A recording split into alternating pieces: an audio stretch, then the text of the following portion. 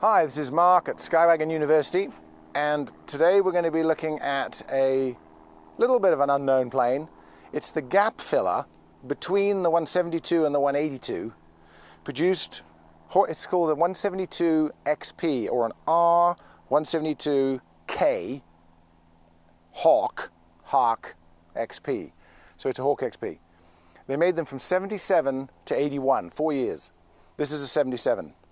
They kind of replaced the Cardinal. The Cardinal stopped in around that same time, and this was the gap filler because it's a 172, but it's got a fuel-injected six-cylinder Continental in it. So the XP stands for extra power, extra performance. It's just a bigger engine in a 172. So somebody asked on one of the other videos when I was doing 172 versus 182, what about the XP? This is one. We didn't have one then. This is a perfect plane in the middle of those two. From here, including the kink, back, it is exactly a 172. Same width, same cabin, same doors, same wings, same tail, same everything.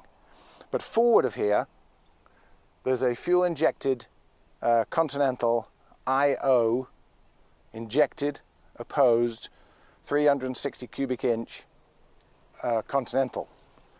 So it's a six-cylinder, not a four-cylinder. The Lycomings were in 172s, the four cylinders from 1968 until today, and then the 67 and earlier were the 0300 little six cylinders. But this is a big fuel-injected 360 six-cylinder Continental. This engine is in Mooney 231s, it's in Mooney Encores, it's in Senecas, there's a lot of turbo arrows, there's a lot of applications this engine's in, and it's got a constant speed prop.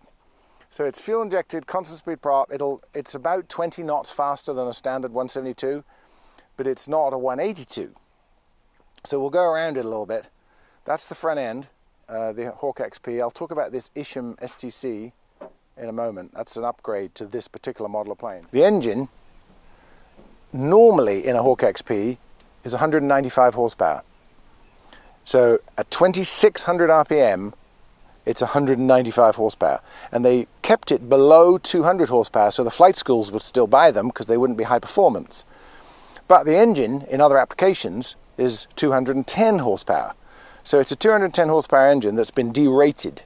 So if you own one privately and you don't care if it's high performance and you want it to be high performance, you get a thing called the Isham conversion. So the 210 horsepower is an STC, a supplemental type certificate, that allows the RPM to be turned up from 2600 at takeoff to 2800 at takeoff, and the extra 200 RPM gives you that extra 15 horsepower. So the IO 360K, which is what this has because it's a 77, and the KB, which is the later version of it, both can have this Isham STC. The IO 360K is a 1500 hour TBO, and the KB is a 2000 hour TBO. But to be honest, both of them don't generally get beyond 1500 hours. Surprisingly though, this one has 1700 on it and it's doing fine. So the Isham STC is a big plus on a Hawk XP.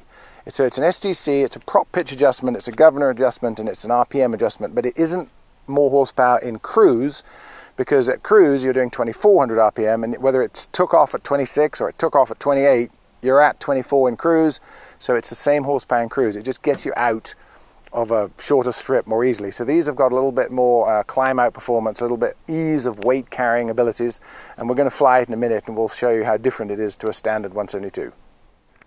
So a closer look at the engine. We'll pop the cowl off. Already loosened the screws so as not to waste your time.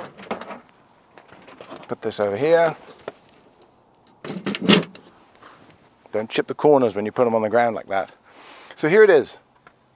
Bigger, 6 cylinders, 1, 2, 3, obviously 3 the other side. There's EGT probes here. The IO 360s have an overhead induction system. So the air comes in through the air filter, up through the induction system. Here's the throttle position sensor and some various other things. The air then comes in the top, goes through the engine, in, burn, out, and then down the bottom and out the underneath. So it's like a sort of cross flow. Lycomings have single valve covers here. These have intake exhaust, intake exhaust, intake exhaust. So there's more potential for gaskets leaking because there's more of them. But that's how a Continental IO 360 looks. This is the oil cooler, air oil separator here, filler neck for the oil, fuel tester here under the door in the cowling, an oil dipstick in the top, same access. So it just looks bigger. You can see the front is longer, and it's just a bigger engine. So let's put the lid back on, take her up for a spin. So a little tidbit of information. N numbers are serialized. They're kind of in a consecutive line. I mean, they didn't randomly make them up. 77 Cessnas, 172s, XPs, 182s, they're all going to be something like 735, 734, 736, 7 something, letter, Whiskey Bravo, da, da, da. So if you hear it on the radio, an N number that sounds like a 7 series with 2 letters at the end, you can guarantee that that is a 1977 Cessna. Just a tidbit of information, kind of useless but trivial. So inside it, it's pretty much a 172. It looks very familiar. Everything's very similar to a standard 172. A couple of things though. 3, prop control, because it's constant speed prop. Rudder trim, which a standard 172 doesn't have. And fuel injection, so you have a fuel flow gauge with a manifold pressure gauge. And that is exactly precise metered on mixture. Very, very accurate fuel flow reading on there. And then one other thing about XPs are, they have 50 gallons. So they're not 30 gallons, they have 20 more gallons because it's a bigger engine. But this is perfectly fitted in between the standard 172 fixed pitch, 160 or 150 horse, and the 182. It's like less gas than a 182, but more than a 172. It's a bit narrower than a 182, same width as a 172, but it's a great gap filler. So a little bit of a view, and also this wood grain panel is an overlay, lit fiber optically from behind. And you don't see many of them, but I've had 2 in the 2 consecutive planes I last had here. But that's just a nice cosmetic appeal to it too. So to start it, mags on, master on, mixture in, crack throttle, check for clear. Clear!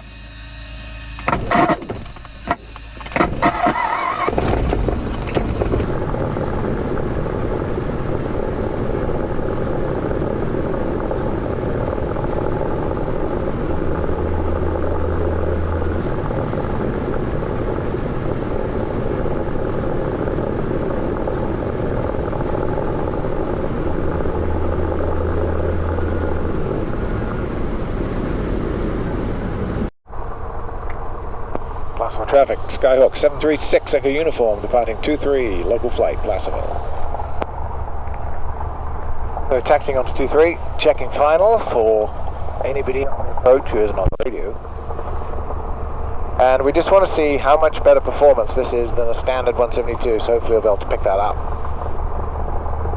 Full power, which is 2,800 RPM. I got 40.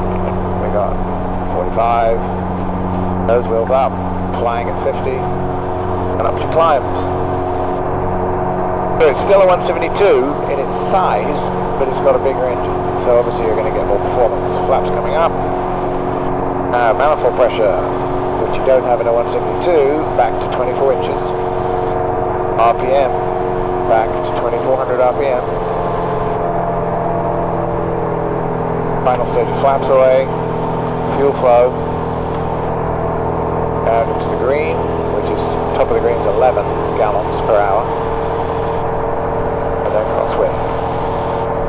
Placerville, 6 Echo uniforms on left crosswind for 23 at Placerville. Right, Traffic County, 5 Bravo Romeo, joining 1 downwind, low approach, runway 22.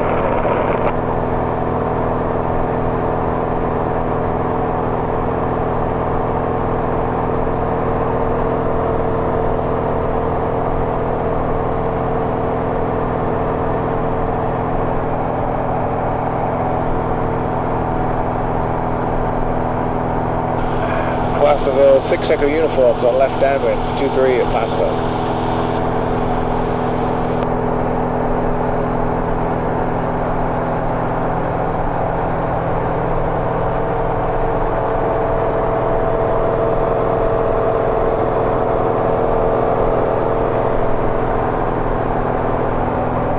But then you have to slow it down, which is uncanny in a 172, but you have to slow it into the flap arc. Gently ease back on the manifold pressure. 20 inches, 19. So. Okay. Placerville, 6 Echo Uniform, left base, 23, Placerville. Drop in, mixture set. We're doing 80.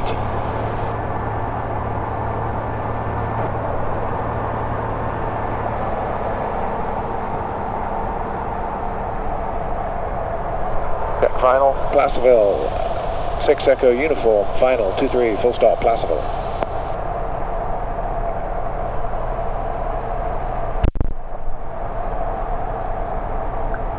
Got one red, one white. We're doing 70. Rim.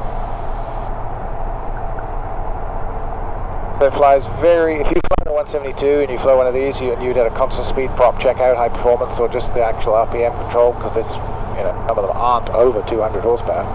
Flying one of these is a very minor step up from a 172.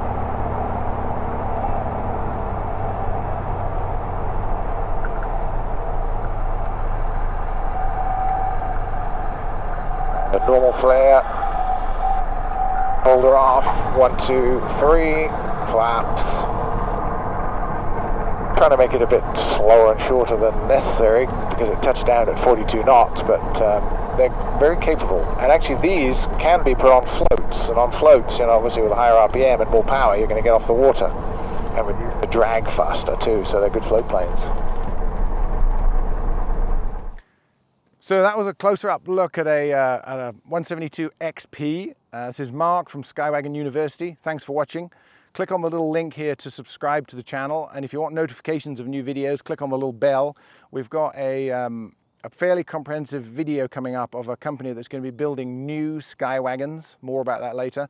And also there's a Myers 200 coming up, and there's a Citabria we've tried to schedule in, and then some other classic planes, but they're kind of ongoing. So we'll keep you in touch with all of those. Thanks for watching. This is Mark from Skywagons University.